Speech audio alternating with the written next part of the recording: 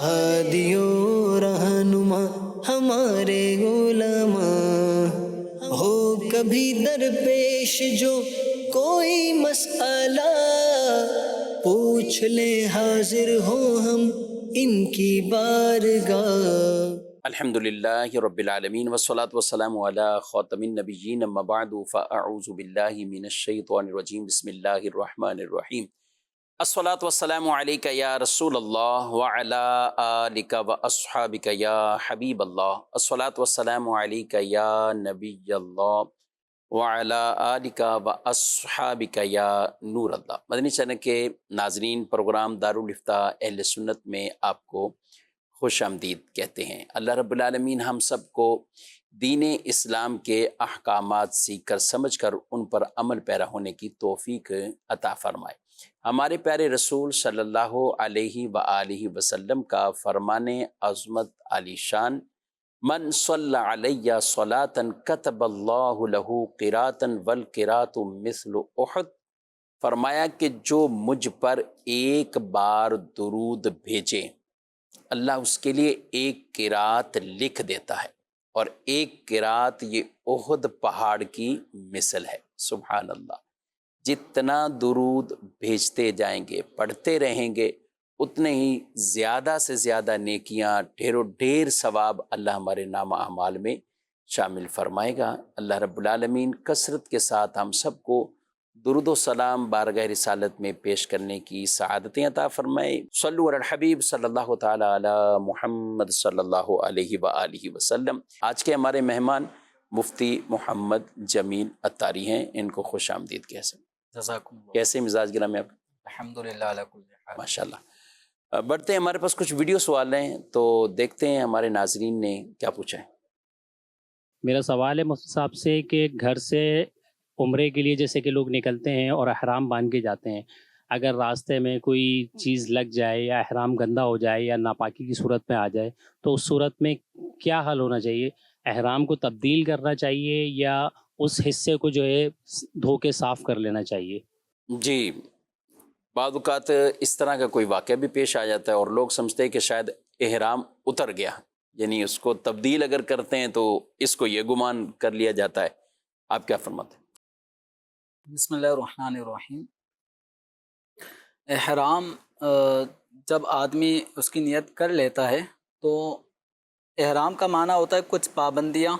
شریعت مطہرہ کی طرف سے اس پر لاگو ہو جاتی ہیں، ان پابندیوں کا خیال رکھنا۔ ٹھیک، مثلا خوشبو استعمال نہیں کر سکتا، اپنے ناخن، بال، جب تک احرام سے باہر نکلنے کا وقت نہ ہو جائے تو بالوں کی کٹائی، بال نہیں کاٹ سکتا، ناخن نہیں کاٹ سکتا، اور بھی اس طرح کچھ پابندیاں جو مردوں عورتوں پر لازم ہو جاتی ہیں۔ تو ان پابندیوں کو نبھانے کا نام احرام ہے۔ ٹھیک ہے۔ تو اب رہا معاملہ یہ کہ احرام کی چادر کہیں بیٹھنے کی وجہ سے احرام کی چادر پہ کوئی دھبا آ گیا، کوئی بدبودار چیز لگ گئی یا کوئی ناپاکی ہی لگ گئی، تو اس صورت میں اگر آپ احرام کی اپنی ان چادروں کو دھوئیں گے، صاف کریں گے، یا ناپاک ہونے کی صورت میں پاک کرنے کے لیے اس کو اتاریں گے، تو اس سے آپ کے احرام پر کوئی فرق نہیں پڑے گا۔ ٹھیک ہے۔ یعنی ایسا نہیں ہے کہ احرام کے عمل میں کوئی کراہت پائی گئی یا احرام ختم ہو گیا،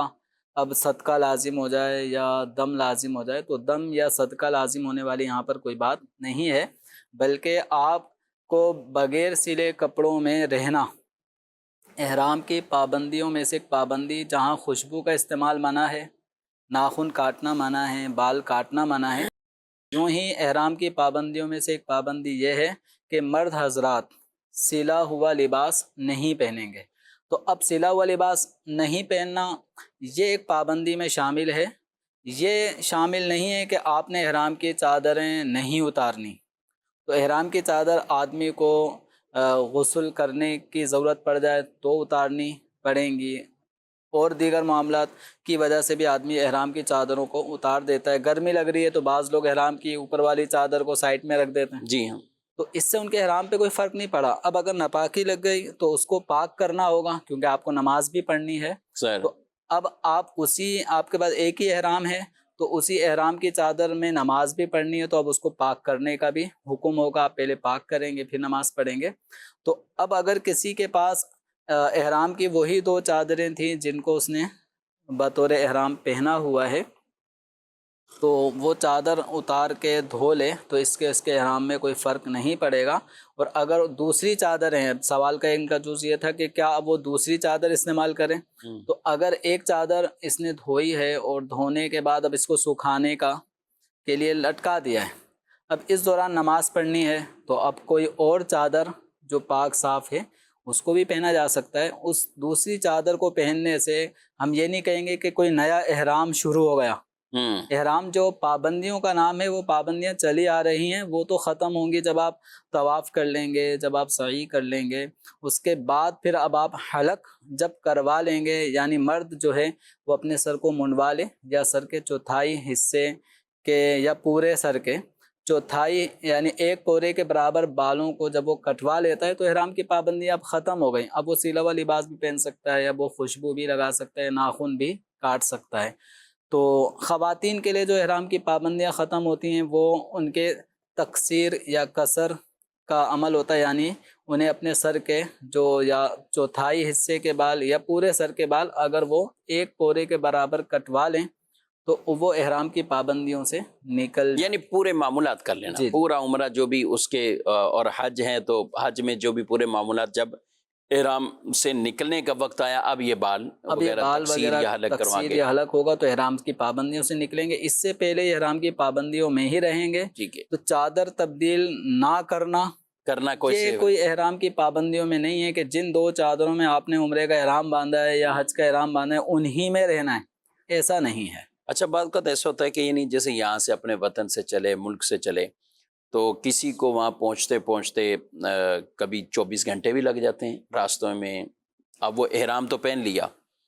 12 گھنٹے 16 گھنٹے تو عام پریکٹس بھی ہے کہ اتنے گھنٹے لگ جاتے ہیں۔ تو اب اگر گرمی کا موسم ہو، اس میں وہ احرام کچھ ایسا ہو گیا، پاک ہے ویسے لیکن کوئی ناپاکی نہیں ہے، میلا ہو گیا، پسینے والا ہو گیا، تو اس میں بھی تبدیل کر سکتے ہیں، کوئی حرج نہیں؟ اس میں بھی وہ الگ سے ایک احرام کا جوڑا، ویسے مشورہ ہے کہ جب بھی کوئی حج پر جائے یا عمرے پر جائے تو اسے 2 جوڑے احرام کے لے کے جانے چاہیے، یعنی ایک تو یہاں سے وہ پہن کر ہی جائے گا جس میں اس نے عمرے کی نیت کرنی ہوگی، ایک اپنے پاس محفوظ رکھیں، وہ بوقت ضرورت آپ کے کام آ سکتا ہے۔ تو بعض اوقات احرام کی چادر کسی چیز میں، نوکیلی چیز میں آ کے پھنس گئی تو اس کی وجہ سے پھٹ گئی، تو ایک آزمائش میں بندہ آ جاتا ہے۔ تو ایسے موقع پر جب ہم جا رہے ہیں تو جہاں ہم سلے ہوئے لباس کے نئے لباس عمرے پر، مدینہ منورہ حاضری پر نئے لباس پہنتے ہیں عمومی طور پہ، کہ عمرے اور مدینہ منورہ کی حاضری کے بعد اب پاکستان میں اپنے ملک میں آگے وہ پھر پہنتے ہیں کہ عمرے پہ پہننا ہے اس کو۔ تو اب جب آپ وہاں نئے سوٹ پہننے کے لیے نئے سوٹ سلواتے ہیں تو احرام کے بھی 2 سیٹ ہونے چاہیے، تاکہ ایک چادر میں کوئی پرابلم آئے تو آپ کسی اور چادر کے ذریعے سے بدل سکیں، ضرورت کو پورا کر سکتے ہیں۔ تو یوں اگر پسینہ آ گیا یا کسی طرح کے بے تکے سے دھبے پڑ گئے، بیٹھنے کی وجہ سے وہ عجیب میلا کچیلا ہو گیا، تو آپ اس کو اتار کے دوسری چادر پہن سکتے ہیں۔ تو اس طرح احرام کی چادریں چینج کرنے سے احرام کے حکم میں کوئی فرق نہیں آتا۔ ٹھیک جی، مزید سوال؟ 15,000 کا جانور تھا، 17,000 کا میں نے دیا تھا، 2 مہینے کے قرض، 2-3 مہینے کے قرض تھے، اس نے جی 1.5 سال گزار دیا، پیسے نہیں دیے۔ میں نے کہا تم یہ ایسے کرو، مجھے جانور ہی دے دو واپس، جتنا جانور دیا تھا ادھر جانور لوں یا اس سے بڑا لوں؟ جانور دیا تھا انہوں نے ادھار پر، اور اب انہوں نے پیسے نہیں دیے تو اب جانور ہی واپسی مانگ رہے، وہ جانور تو گیا، اب وہ اسی طرح کے لیں گے، کیا لیں گے؟ جانور ادھار لیا تھا، بیچا تھا، یعنی بیچا تھا ادھار، لیکن ان کو پیمنٹ نہیں ملی، پیمنٹ نہیں ملی، اب یہ اس آدمی سے وہی جانور واپسی لے رہے ہیں۔ ہاں،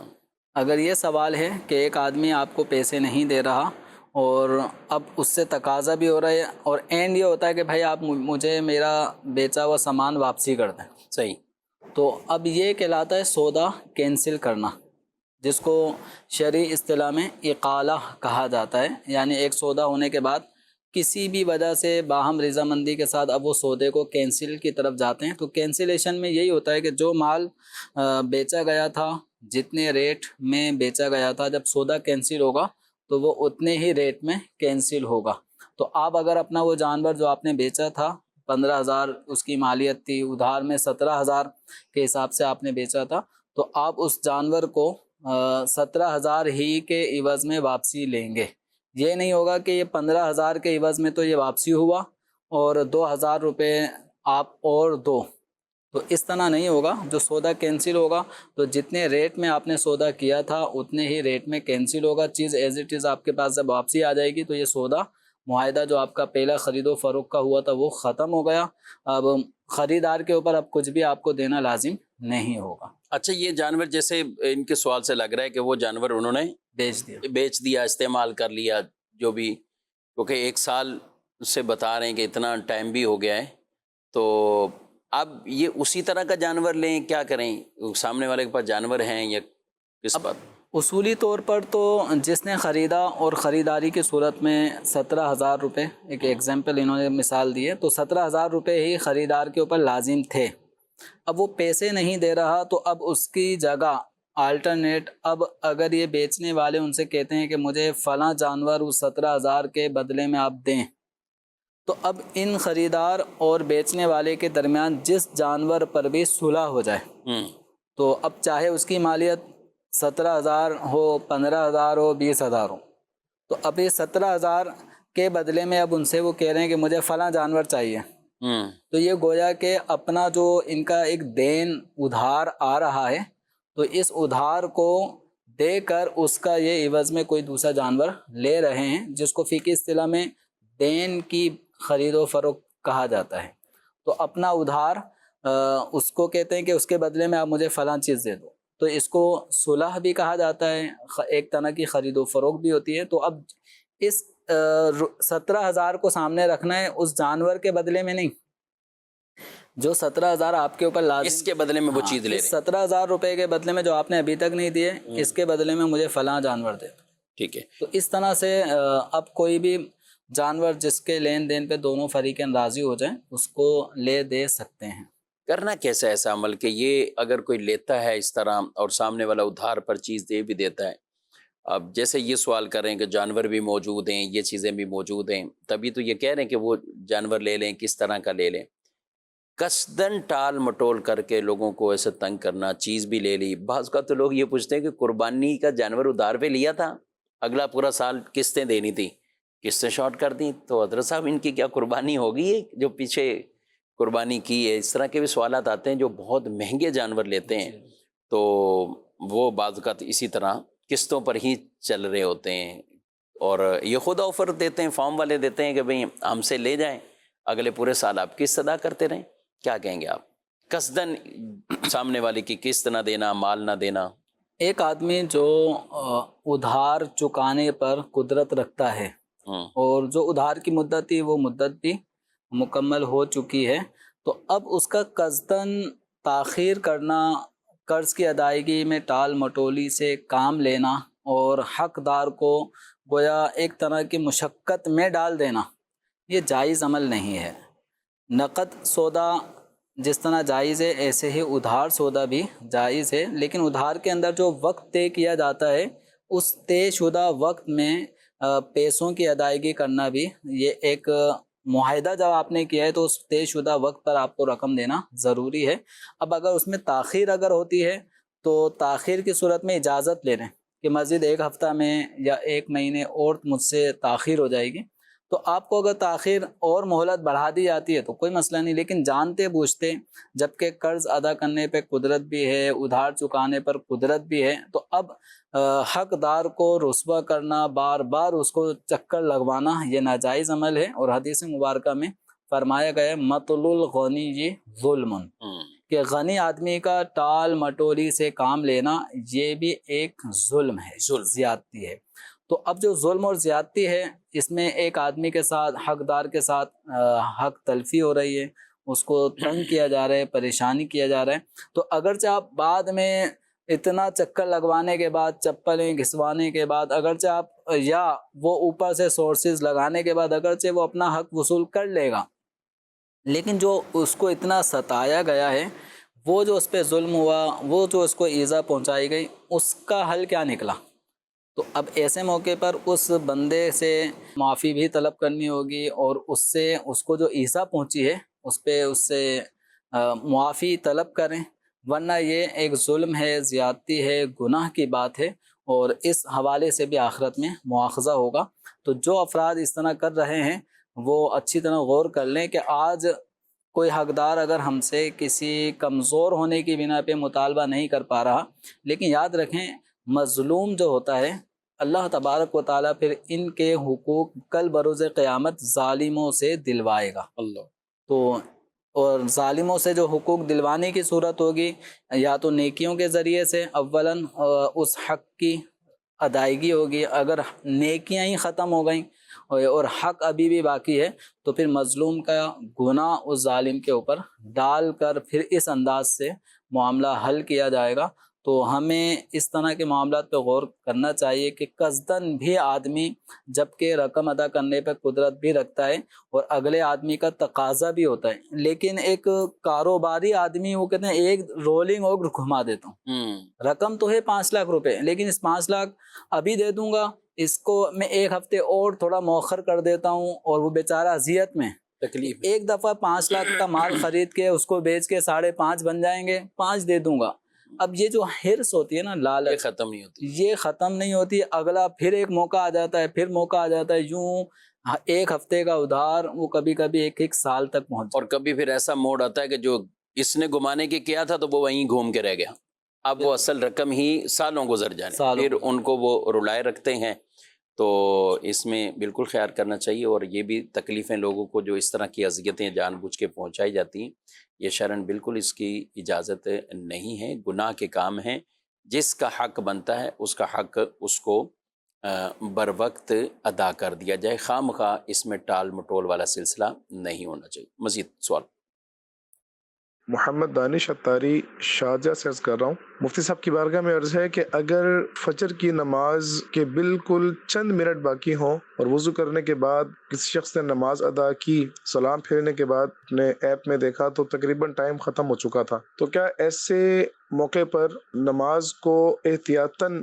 مکروہ وقت گزرنے کے بعد دہرا لینے کی اجازت ہے؟ دہرائیں گے یا نہیں دہرائیں گے، اس کے بارے میں ارشاد فرمائیے گا۔ اور بالکل جب شارٹ ٹائم رہتا ہے تو اس میں فرض ادا ہو جائے اس کا طریقہ بھی ارشاد فرما دیجیے گا۔ اتنے شارٹ ٹائم، پہلا تو سوال یہی ہے کہ اتنا شارٹ ٹائم کرتے ہی کیوں ہو، کہ یہ بالکل آخر میں، اور وہ بھی نپا تلا، کہ اس میں فرائض کی ادائیگی ہی بمشکل ہو رہی ہو۔ ٹھیک ہے، آپ کہہ سکتے ہیں کہ فجر ہے، اور فجر میں عام طور پہ آدمی نیند کا معاملہ ہوتا ہے، کبھی بیدار ہوئے کبھی کچھ دیر سوے، اہتمام لازمی کرنے چاہیے، اس طرح اٹھیں کہ اپنی انتظام اہتمام کے ساتھ نماز بآسانی ادا کر سکیں، اور جن پر وجوب مسجد کی نماز جماعت کا ہے تو وہ جا کر اس واجب کو بھی ادا کریں۔ جی جمیل صاحب کیا کہیں گے؟ نماز پڑھ لی، اب انہوں نے ایپ میں دیکھا تو ٹائم ختم۔ اچھا، ایپلیکیشن میں تو چلو دیکھ لیا، لیکن بعض اوقات ہماری ہاتھ کی گھڑیاں کیا وہ اسٹینڈرڈ ٹائم کے مطابق ہیں یا نہیں، اس کو بھی تھوڑا ہمیں نوٹ کرنا چاہیے، کیونکہ جو ایپلیکیشن میں جیسے دعوت اسلامی کے جو اوقات صلاۃ کی ایپلیکیشن ہے، موبائل ایپلیکیشن ہے، تو اس میں جو ٹائم دیا گیا ہے، یا الگ سے اوقات صلاۃ کا پورا ایک پمفلیٹ آتا ہے، تو اس میں جو اوقات لکھے ہوتے ہیں وہ ہمارے اسٹینڈرڈ ٹائم یعنی پاکستانی ٹائم کے مطابق ہیں، جو بھی آپ جس ملک میں ہیں تو اس کے اسٹینڈرڈ ٹائم کو سامنے رکھ کر پھر اس کو مرتب کیا گیا ہوتا ہے۔ تو اپنی گھڑیاں جو ہماری ہینڈ واچ ہیں یا گھر کی کلاک ہے، تو اس کو ہم دیکھ لیں کہ وہ آیا بالکل اسٹینڈرڈ ٹائم کے مطابق ہے یا نہیں۔ اگر آپ کی گھڑی بالکل صحیح ہے اور آپ نے جب نماز کا سلام پھیرا، تو سلام پھیرنے کے بعد اگر آپ کو لگا کہ میں نے جو سلام پھیرا ہے فجر کی نماز کے فرض کی ادائیگی میں، تو یہ سلام وقت ختم ہونے کے بعد پھرا تھا، تو پھر وہ نماز ادا نہیں ہوئی۔ اس فجر کے فرضوں کو دوبارہ سے نئے سرے سے ادا کرنا ہوگا، اور اگر آپ نے سلام وقت کے اندر اندر پھیر لیا ہے تو آپ کی یہ نماز ہو گئی، آپ کو اب اعادے کی حاجت نہیں۔ اور اگر آپ کو شبہ ہو رہا ہے کہ آیا میں نے وقت میں پڑھی نہیں پڑھی، سلام وقت میں پھرا نہیں پھرا، تو ایک یہ شبہ والی بات ہے، تو اپنے دل کو اطمینان دلانے کے لیے بعد میں جب مکروہ گزر جائے تو اس کے بعد آپ 2 رکعت فجر کا اس کو دوبارہ سے پڑھ لیں، تاکہ ایک اطمینان بھی ہو جائے۔ اچھا एप्लीकेशन वगैरह में भी बाज़ औक़ात एहतियाती कुछ मिनट का भी एक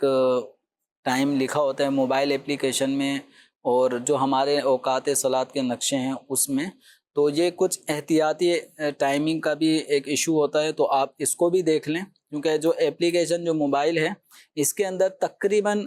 जिस मकाम पर जिस महल वक़ू में आप होते हैं, जिस एरिए में होते हैं, ख़ासकर उस एरिए के हिसाब से चंद सेकंड का भी फ़र्क उसमें शो हो रहा अच्छा, हो। उसका लोकेशन सेट करना भी ना, करंट लोकेशन क्या आप किस में, बाद का तो ये होता है लेकिन वो करंट लोकेशन नहीं है तो उसमें भी फ़र्क आ रहा होता है। इसमें भी आ सकता, जैसे कराची लिख के हमने औकात सलात का नक्शा जी। अप्लाई कर दिया कराची, तो अब कराची में इतने बड़ा एरिया है, सुरजानी टाउन में और कीमाड़ी, इन दो मकामात में कई किलोमीटर तक है, 35 किलोमीटर तक का फासला होगा। मैं जमील साहब अभी मक्का मुकरमा में जब थे तो वहाँ से जब निकले तो अब मदीना शरीफ की तरफ सफ़र जारी है। अब जिनके पास वो ऐप उन्होंने मक्का मुकरमा के सेट किए होते हैं, सही, तो अब रास्ते में उसी पर ही अमल कर रहे हैं। वो अमल कर रहे हैं कि भी ये इसमें ये टाइम अच्छा है, ख़ास इफ्तार का मामला के रोज़ा भी इफ्तार होना है,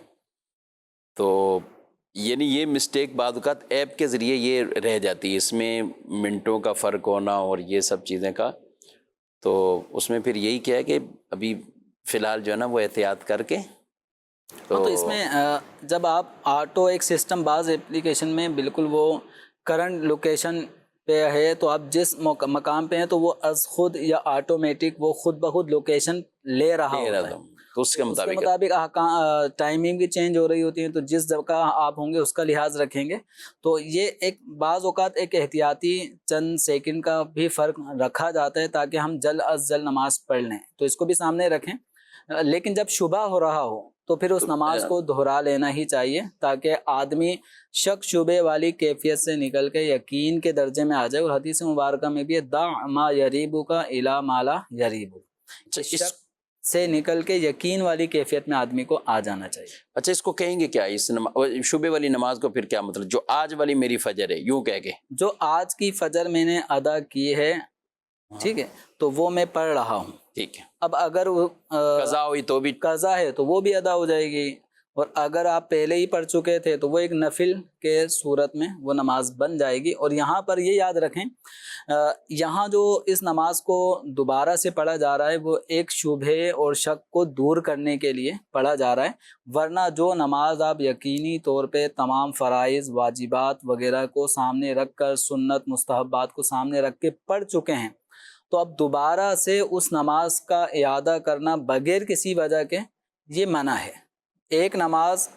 एक ही दफ़ा पढ़ी जाती है, उस नमाज को दोबारा नहीं पढ़ा जाता। हाँ, आप नवाफिल जितना चाहें पढ़ते रहें, लेकिन यहाँ एक मामला एहतियात का था वो। और इनके सवाल का एक दूसरा, मैं वही अब बड़े शॉर्ट टाइम में कोई हैं बाद वक़्त तो ऐसे प्रॉब्लम भी हो जाते हैं कि जिसको गुस्ल करना है, अब वक्त भी देखा इधर टाइम भी, तो चलें जिसको सिर्फ वज़ू करके नमाज पढ़नी है तो टाइम इतना है वज़ू कर सकता है, और सुन्नत और फ़र्ज़ इनमें क्या क्या तख़फ़ीफ़ हो सकती है कि अगर तो वो दोनों चीज़ों को मैनेज कर सकता है, और अगर ये भी टाइम ना हो तो क्या फिर सिर्फ फ़र्ज़ पढ़ ले, क्या कहेंगे? अगर इतना वक्त है कि वज़ू करके सुन्नत फ़जर और फ़र्ज़ दोनों पढ़े जा सकते हैं, मिसाल के तौर पे अगर हम देखें कि 7 मिनट अगर हैं तो इसमें एक आदमी वज़ू भी कर सकता है, सुन्नत फ़जर भी पढ़ सकता है, फ़र्ज़ भी पढ़ सकता है। ठीक है। अगर 5 मिनट ही रह गए जिसमें वज़ू करना है, तो अब अगर सुन्नत शुरू करता है तो आजमाइश में फ़र्ज़ आ जाएंगे। तो अब इसको ये करना है कि वज़ू करने के बाद अपने फ़र्ज़ नमाज शुरू कर दे। अब जितना टाइम क्लोज़ होता चला जाएगा उतना इसके लिए आजमाइश होगी। तो ऐसे मौके पर नमाज के जो फ़राइज़ हैं उनको और नमाज के जो वाजिबात हैं उनको अदा करे। मसलन नमाज में क़िराअत करना फ़र्ज़ है, सूरह फ़ातिहा का पढ़ना वाजिब है, सूरत का मिलाना वाजिब है, और अत्तहियात का पढ़ना वाजिब है। तो अब अगर ये 3 तस्बीहात रुकू सुजूद में पढ़ना सुन्नत है, ठीक है, तो अब ये रुकू सुजूद में 3 तस्बीहात की जगह एक एक तस्बीह पढ़ ले और सूरह फ़ातिहा पढ़े, सूरत मिलाए। जो इसमें आऊज़ु बिल्लाह बिस्मिल्लाह ये पढ़ी जाती है, सुब्हानकल्लाहुम्मा ये पढ़ा जाता है, तो इनको ना पढ़े। जब टाइम कम है تو ان سنت اور مستحبات کو فی الوقت ادا کیے بغیر یہ سورہ فاتحہ سے ہی اللہ اکبر کہہ کے الحمدللہ رب العالمین سے ہی شروع کر دے، صورت ملائے، رکوع میں جا کے ایک تسبیح کرے، سجدے میں جا کے ایک تسبیح پڑھے، پھر کھڑا ہو جائے، پھر سورہ فاتحہ صورت ملائی، رکوع سجود کی ایک ایک تسبیح پڑھی، التحیات پڑھتے ہی عبدہ و رسولہ السلام علیکم ورحمۃ اللہ، السلام علیکم، سلام پھیر لے۔ تو یہ نماز میں اس نے اپنے فرائض کو اور واجبات کو ہدف رکھا۔ اچھا، کبھی ٹائم یعنی اس میں فرائض واجبات ہوئے تو نماز واجب الاعادہ نہیں نماز واجب الاعادہ نہیں ہے، ہو گئی نماز اس کی ہو گئی۔ اب اس کو دوبارہ سے پڑھنا یہ مستحب ہے، اس کا اعادہ، کیونکہ جن نمازوں میں سنتوں کا لحاظ سنت موقدہ نہیں پڑھی گئی تو ان کا اعادہ کر لینا بہتر ہے۔ اچھا، ایک صورت ایسی ہو سکتی ہے شفیق صاحب کی مثال کے طور پہ 1 ہی منٹ رہ گیا، جی بالکل، اب اس میں اگر یہ طریقے سے پڑھے گا تو ایک بھی رکعت نہیں ہوگی، ہو سکتا ہے، تو اب ایسے موقع پر تکبیر تحریمہ کہی اس نے اللہ اکبر۔ اب قرآن پاک میں سورہ فاتحہ پڑھتا ہے تو وقت ختم ہو جائے گا، تو یہ الحمدللہ رب العالمین ایک آیت پڑھی، فرض ادا ہو گیا، ٹھیک، رکوع، پھر سجدہ، پھر دوسری رکعت میں کھڑا ہو گیا الحمدللہ رب العالمین، ایک آیت پڑھنے سے قرات کا فرض ادا ہو گیا، رکوع سجود، التحیات پڑھنا واجب ہے یا اتنی دیر بیٹھنا فرض ہے؟ تو اب یہ قاعدہ اخیرہ کرنا فرض ہے، تو التحیات پڑھ لے، عبدہ و رسولہ کہتے ہی سلام پھیر دے۔ صحیح، تو اگر اس نے یعنی ایک یوں سلام بھی نماز ادا ہو نماز ادا ہو گئی، فرض ادا ہو گئے، لیکن یہاں پہ چونکہ واجبات بہت سارے چھوٹے چھوٹ گئے ہیں اور یہ معاملے مجبوری چھوٹے ہیں، تو آدمی گناہ گار نہیں ہوا، لیکن اس نماز کا اعادہ واجب ہے، کیونکہ اس میں واجبات اس سے چھوٹ گئے ہیں، تو اس نماز کا اعادہ اس کو واجب ادا کرنا ہوگا، دوبارہ سے اس کا اعادہ اس پر واجب ہوگا۔ ٹھیک ہے، اس کے اور بھی یعنی اس سے ملتے جلتے کئی احکامات ہیں۔ کبھی تیمم کی طرف رخصت آتی ہے کہ اگر وہ غسل کی طرف جائے، یا وضو کے اندر کوئی ایسا معاملہ تو پھر تیمم کی بھی بعض اوقات اس میں اجازت ملتی ہے۔ یعنی حتی الامکان یہ جو احکامات بیان کیا جائے نا، اس سے نماز کی اہمیت کی وجہ سے کہ نماز کے فرائض اپنے وقت میں ادا ہو جائیں، اس سے وہ لوگ ذرا وہ سمجھنے کی کوشش کریں، اور وہ ہماری بہنیں خواتین کہ جو لمبے ٹائم کے لیے نماز کو بعض اوقات مؤخر کرتے کرتے جان بوجھ کر ہی اس کو آخری وقت تک لے کر پہنچ جائیں، اور نماز کو یا تو مکروہ وقت میں ادا کریں جیسے عصر کی نماز ہے، اور اسی طرح مغرب کی نماز کو اتنا مؤخر کر کے ادا کرنا، تو ان چیزوں کا خیال رکھنا ہمیں ضروری ہے۔ ان الصلاۃ کانت علی المؤمنین کتابا موقوتا، یہ مسلمانوں پر نماز وقت باندھا فرض ہے، وقت باندھا فرض ہے، اس کا خیال رکھنا ہوگا۔ یہ جو حکم اس وقت ہم نے بیان کیا نماز کے مختلف انداز، وہ فجر کی نماز کے لیے ایک خاص حکم ہے یہ، کیونکہ فجر کی نماز میں اگر طلوع آفتاب ہو جاتا ہے تو وقت ختم ہو جاتا ہے اور مکروہ وقت شروع ہو جاتا ہے، اور مکروہ وقت میں نماز پڑھنا جائز نہیں ہے، تو اس اعتبار سے فجر کی نماز کے دوران ہی اگر طلوع آفتاب ہوا تو فجر کی نماز ٹوٹ جاتی ہے، اب اس نماز کو دوبارہ پڑھا جاتا ہے۔ تو یہ جو تخفیف والا طریقہ بتایا گیا یہ خاص فجر کی نماز کے لیے۔ اس کے علاوہ مثال کے طور پہ کسی نے ظہر کی نماز نہیں پڑھی، اب ظہر کی نماز میں آخری 2 منٹ رہ گئے اور عصر کا وقت شروع ہونے والا ہے، اب وہ ان تخفیفات پہ عمل نہیں کرے گا، وہ آرام سے پڑھتا رہے، وہ اپنے ظہر کی نماز میں تکبیر تحریمہ کہہ لی، ابھی 1-2 رکعت ہی پڑھی تھی کہ ظہر کا وقت ختم ہو گیا، اب عصر کا وقت شروع ہو گیا، تو یہ اپنی ظہر کی نماز کو جس طرح سنت مستحبات وغیرہ کے ساتھ پڑھا جاتا ہے اس طرح سے ادا کریں۔ فرض فجر کے علاوہ دیگر نمازوں میں اگر تکبیر تحریمہ وقت کے اندر کہہ لی تو وہ نماز قضا ہونے سے بچ جاتی ہے، اب اس نماز کو باقاعدہ جو طریقہ کار ہے اس کے مطابق ہی پڑھنا ہوگا۔ اچھا، یہ ہے کہ 2 منٹ آپ نے کہا ظہر کے وقت میں باقی، تو اب سنت قبلیہ نہ پڑھیں، اب سنت قبلیہ نہیں اب فرائض کو ڈائریکٹ اب فرض ادا کریں۔ شامل کرے، یعنی ظہر کی نماز ہے، عصر کی نماز ہے، مغرب کی ہے، عشاء کی بھی ہے، کوئی بھی نماز اپنے وقت کے آخری ٹائم پر بھی اگر شروع کی تو اگلے وقت میں بھی بھلے وہ ختم ہوئی ہے، نماز اس کی ہو جائے گی، اس کی ادا ہو جاتی، نماز ادا ہو جائے گی، اس کو قضا نہیں کہیں گے، وہ ٹوٹنا نہیں کہیں گے۔ فجر کی نماز کو اپنے وقت میں ختم کرنا یہ ضروری ہے، ورنہ وہ ٹوٹ جائے گی جیسے ہی سورج کی کرن نکلے گی۔ اسی طرح جمعہ کی نماز اور اسی طرح عیدین کی نماز، جو ان کے ٹائم پیریڈ ہیں یہ اسی میں ہی ہوگی، اگر وہ وقت کراس ہوگا تو پھر ایسا نہیں ہے کہ وہ نماز ان کی ہو جائے۔ باقی اس کے علاوہ بقیہ جتنی بھی نمازیں ہیں تو وہ اگر دوسرے وقت میں بھی جا کر ختم ہو رہی ہوں اور اس میں شروع ہوئی تھیں اس میں ختم ہو رہی ہیں نماز ادا ہو جائے گی. لیکن عصر میں ظاہر ہے اتنی تاخیر کرنا کہ مکروہ وقت ہی آ جائے تو بلا وجہ اگر ایسی تاخیر کیے تو یہ گناہ کا کام ہے. اسی طرح مغرب کے اندر ایسی تاخیر کرنا کہ تارے آ جائیں، اتنی تاخیر اس کو مغرب کو کر لینا، تو یہ ظاہر مکروہ تحریمی والا معاملہ ہے. لیکن نماز قضا نہیں وہ شمار ہوتی، نماز وہ ادا ہو جاتی ہے. ناظرین کرام، پروگرام آپ نے ملاحظہ کیا ہے اور دارالفتہ سنت کے پروگرام کا وقت بھی اپنے اختتام کو پہنچا ہے. آپ سے اجازت چاہتے ہیں. فی امان اللہ. ہادی و رہنما ہمارے علماء، ہو کبھی درپیش جو کوئی مسئلہ، پوچھ لیں حاضر ہوں ہم ان کی بارگاہ.